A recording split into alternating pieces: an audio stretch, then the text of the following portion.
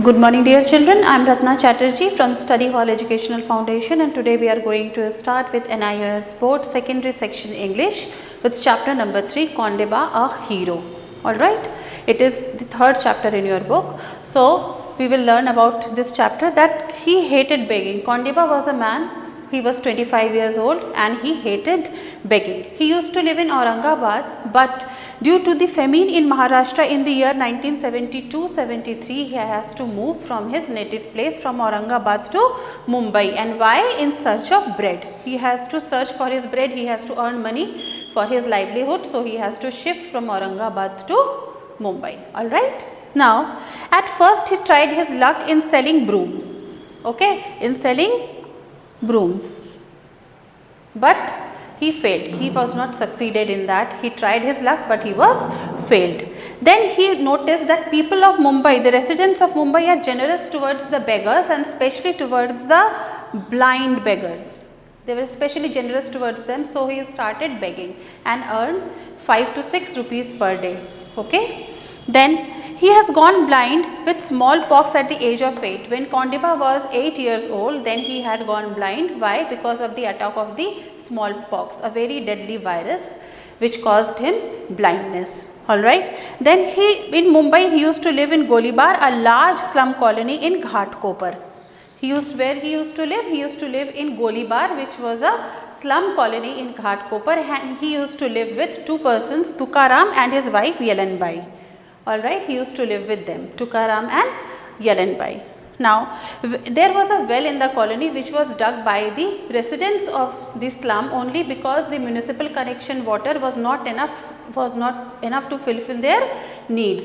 So they dug the well there, but they never had enough money to wall it. They never had enough money to wall the well, to create a fence around it so that it may be safe for people of Golibar, but they were easy with it. They don't have any problem with it. But as it has no wall, all the water has gone muddy and it was filled with greenish blackish water. Greenish blackish water was there in the well. It was not very clean, although people were happy with that well. Okay, now one day what happened, that when Kondeba was at his home for his lunch, he suddenly heard few noises of confusion, okay, of shouting and confusion, which led Yelanbai and Kondeba to the place, to the well, where what happened, a little boy Arvind had fallen into the well. There was a little boy Arvind who, while fetching water from the well, had fallen into the well. Kondeba jumped into the well without any second thought to save Arvind. Kondeba was a very good swimmer, but he had run out of practice and had grown very weak due to poverty. He did not have enough money to feed himself, so therefore he had grown weak, and therefore it was not possible to hold his breath for long inside the waters. Therefore he has to try several times, but he tried hard for many times, but he failed.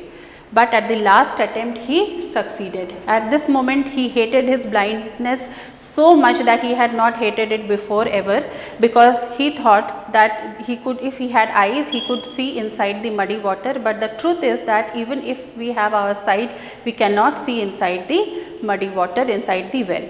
Okay. Now, the word of the beggar's courage spread soon. He was a courageous person, he was a courageous beggar, he was willing to save Arvind, and he jumped into the well and saved the poor child. So his stories of his courage were spread all over the place, and his picture and story of daring rescue was published many local and national newspapers. Okay, many of the local and national newspaper covered his story of being so brave to save a child. Being a blind beggar, he saved a child. Okay, now he was praised by the governor and the chief minister and many other government officials, and he was rewarded with the total money of rupees 12,970 rupees, which was a huge amount in those days.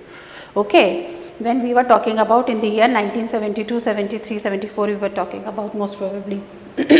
Now he was presented with the reward of this money, and he was taken to the blind home, where he learned the skill of bottling and weaving of chairs. by now at the end he was skilled enough and he learned bottling and weaving of chairs. He had this good amount of money with him. Now he went back to his place Aurangabad.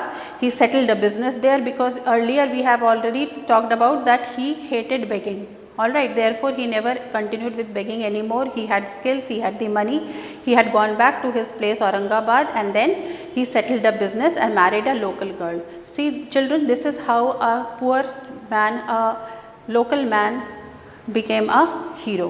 Okay, so it is our act which makes us hero. It's not by birth we are heroes, we are not heroes by birth. It's our work that makes us hero. Okay, I hope you have understood the chapter well, and all the best for your board exams. Thank you.